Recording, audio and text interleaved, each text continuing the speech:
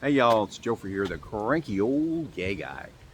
I am just recording a little outdoor warmth today. It's fall, it's got a chill in the air, hence the fur coat, and I never get a chance to wear it. This is the kind of ugly coyote color. And I also wanted to let you know that, the weather's nice today as far as sunshine. It's pretty breezy. And Portland is still burning. Just want to let you know about that too. Yesterday was the World Naked Bike Ride, and I did not go, but I did see pictures. And I talked to someone who went. I went to play pool at the Eagle Nest yesterday evening. And one of the riders showed up there in his wet clothes and jockstrap. And he told me there was probably 1,000 people. He did say that he was part of the first wave of riders. So when they got to the ice facility, I don't know if it was agents or the police blocked off the street, so the rest of the group couldn't reach the building. And he left as soon as the ice guys came out on the roof with their guns pointed at the crowd. Again, I don't know what kind of harm they think they're gonna, experience from a bunch of naked people on bicycles in the rain. But, that's ice for you. Also, there was the die-in. I saw a really nice picture of that.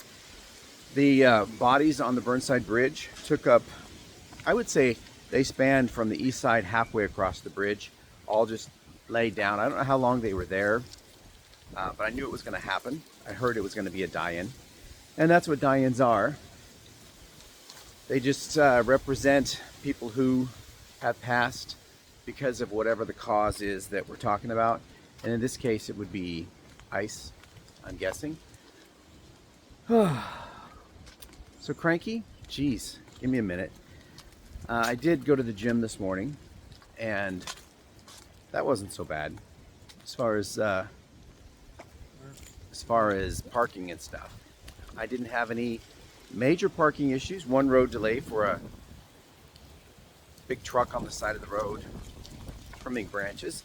I did see one dipped, can't say that word, when I was getting into the gym.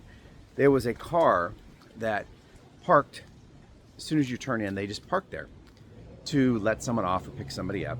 But that leaves one lane to come in and out of the gym.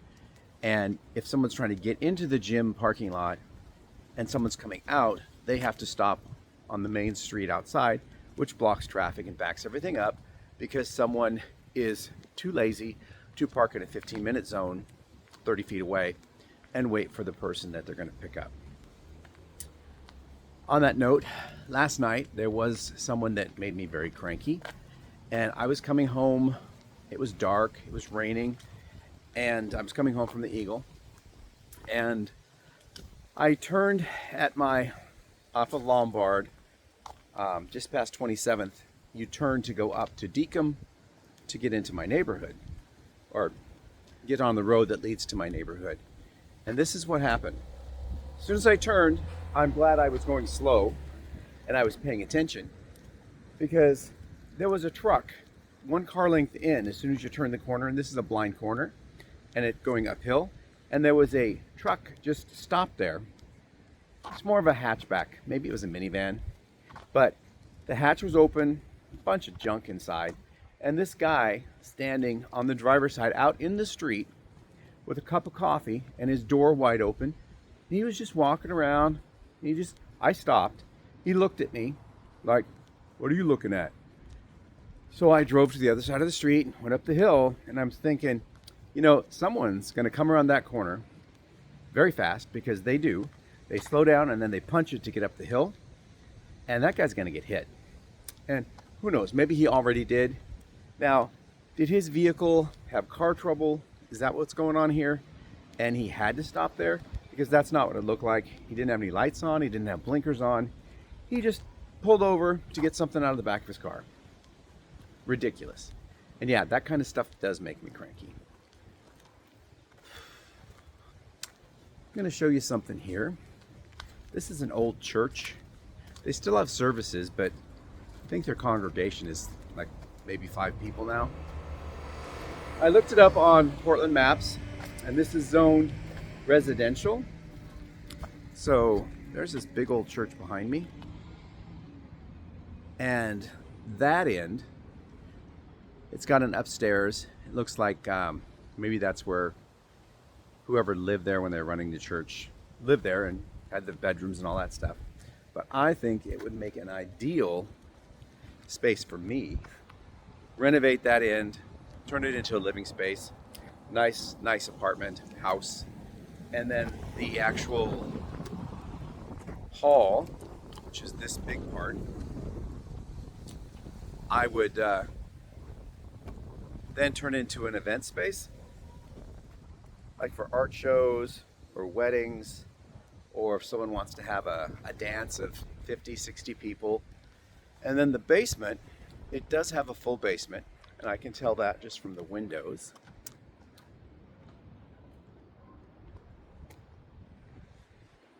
The basement, I'm thinking a nice kitchen, so whoever's having a party upstairs in the main room can cook downstairs. And then I'm also thinking at a meeting room, like, I don't know, AA meetings or something to give back to the community. I could see it as a gay wedding destination. Not super expensive wedding, but, minimal. If you want to get married, you don't have to go to City Hall, and you wouldn't have to spend hundreds and hundreds of dollars. That's the upstairs I'm talking about.